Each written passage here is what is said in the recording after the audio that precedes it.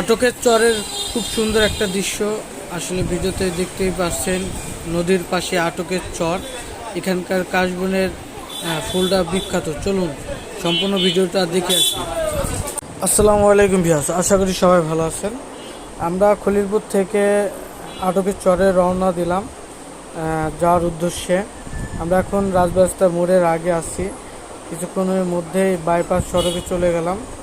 আসলে ভিডিওটি অনেক লং হবে, এই কারণে ভিডিওটি একটু স্পিড বাড়িয়ে দেওয়া হলো। দেখতেই পাচ্ছেন কত সুন্দর একটা রাস্তা। এই রাস্তা এত পরিমাণে ভাঙা, বাকুন্ডা তো আরও ভাঙা। আসলে এই ভাঙার ভিতর দিয়ে একজন সুস্থ মানুষও অসুস্থ হয়ে পড়বে। দেখতে দেখতে বাকুন্ডা বাজারে চলে আসলাম। দেখতেই পাচ্ছেন আসলে ব্রিজে উঠছে বাইক নিয়ে। আসলে এই বাকুন্ডা কলেজ এবং বাকুন্ডা ব্রিজের যে ভিউটা খুব সুন্দর। আমি আর আমার বন্ধু কাজল দেখতে পেলেন। আসলে স্পিডের কারণে হয়তো তেমন একটা দেখা যায় না, কিন্তু ভিডিওটা শর্ট করার জন্য স্পিডটা করতেছে। সবুজে ঘেরা গ্রামের সুন্দর পরিবেশ। দেখতে দেখতে আটকের চরের আগে যাওয়ার পথে যেই সাঁকোটা বাঁশের সাঁকো পেছে, সেই বাঁশের সাঁকো পার হব। বন্ধুবান্ধবরা মিলে সবাই দাঁড়িয়ে আছে। এই আটকের চরে যাওয়ার আগে একটু ভিডিও বানিয়ে নিলাম।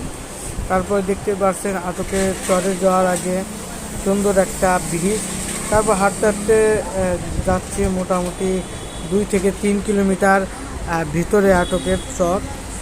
20-30 মিনিট ধরে হাঁটতে হাঁটতে পা ব্যথা হয়ে গেছে, তারপরও হাঁটা বন্ধ করি নেই।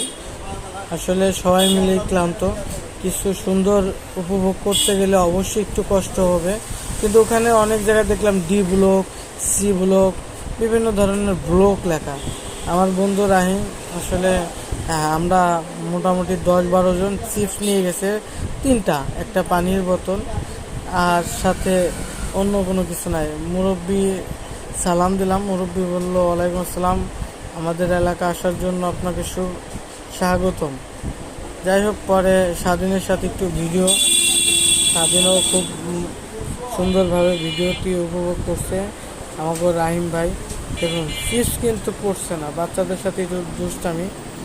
তারপর কাজল বলতেছে এই 3টা চিপস কে খাবে। অনেক লোকজন যাচ্ছে। আসলে এখন যেই আটকের চরের যেই ফুল, কাশবনের ফুল, সেই কাশবনের ফুলটা এখনও ফোটে নাই দেখা লোকজন অনেকটাই কম। যখন কাশবনের ফুল ফুটবে তখন দেখবেন অনেক